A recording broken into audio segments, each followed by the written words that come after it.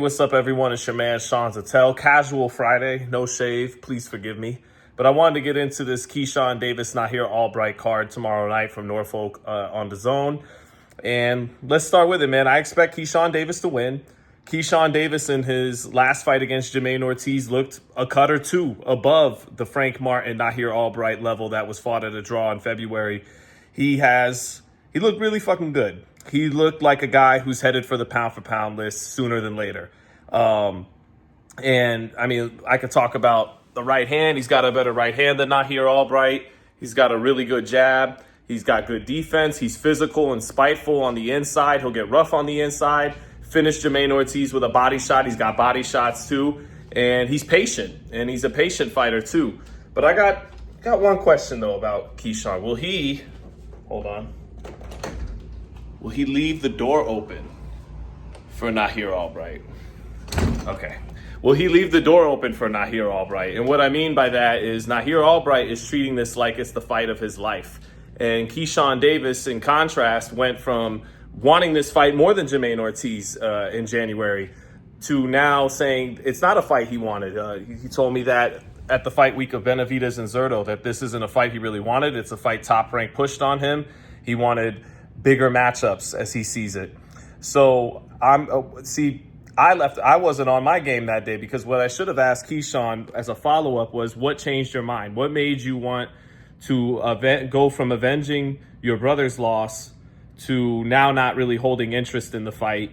And Keyshawn, even his energy heading into this fight isn't quite the same as it was Jamaine Ortiz. He's still talking about a stoppage. He's still talking about a knockout, but he's being almost dismissive, and apathetic would be too strong a word, but those are two words that come to mind. Dismissive for sure. Apathetic would be a little strong, but he's not as much fire heading into this fight.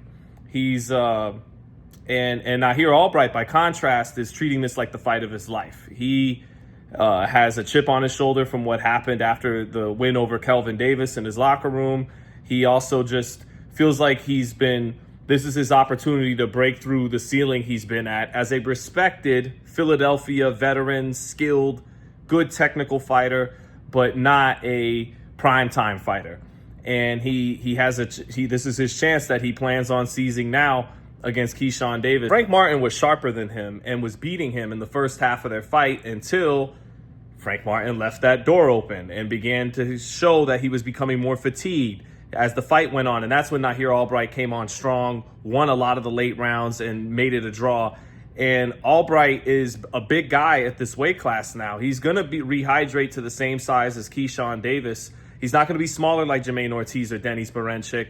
I think he's filled into the 140-pound weight class very well. And Keyshawn, I even saw in an interview with Fight Hype and Ellie, keeping tabs on what the fighters are saying heading into the fight.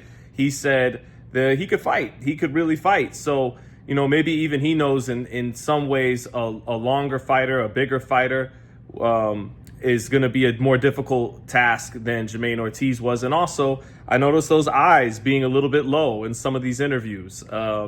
Make of that what you will. I noticed when DAZN talked to him about rating fighters, and he rated Richardson Hitchens as trash, and he rated Shakur as a GOAT, and Crawford as a GOAT, and all the various levels he was asked to rate fighters at, his eyes were a little low. So, make of that what you will. Maybe that's too much to look into. And also, he posted something last night on Instagram about how tough the weight cut is, sitting in a tub. So those weren't things he was saying heading into it. So, but again, I favor Keyshawn to win. While Albright is long and technical, and he can punch off rhythm. He hurt Frank Martin punching off rhythm a couple of times, and had a good sense for when Martin was fading. So if Keyshawn keeps that door open, is a little bit off his game, is a little psychologically not as locked in as he was last time out, where he looked to me like a burgeoning top 10 pound-for-pound fighter for sure, then things could get interesting because he is fighting a guy, again, who's treating this like the fight of his life. So we'll see what happens there. My pick is Keyshawn Davis, but will he leave that door open? All right, I said it too many times. As for the co-main event, Brian Norman against Josh Wagner, I don't want to pretend to know a whole lot about Josh Wagner. I know he's tall. We can all see that. I've watched some of his fight with Harlem Eubank. Doesn't look like he's much of a puncher. He moves, tries to use his range, use his feet. And I did see him in the early rounds drop his right hand a few times in different looks, different things he was doing in the ring. And I wonder if Brian Norman's money punch, his left hook, can get in there. But this is Brian's first fight without his father, with Ronnie Shields. And I want to see what little wrinkles are in there. There are growing pains sometimes when meshing with a new trainer. And it takes time to drill down some of the new things they're trying to teach you. He has to psychologically get over his first loss. Some fighters look shaky after their first loss. But I like Brian Norman. He's been one of my favorite guys to cover over the last 2 or 3 years because very engaging personality, funny, just fun guy to be around, and an exciting fighter to watch. So I'm hoping he looks good. I mean, may the best man win. Josh Wagner wins, all credit to him. But I'm sure Top Rank put a Josh Wagner in front of Brian Norman for a reason, as a confidence builder. So let's see how Brian Norman looks tomorrow night.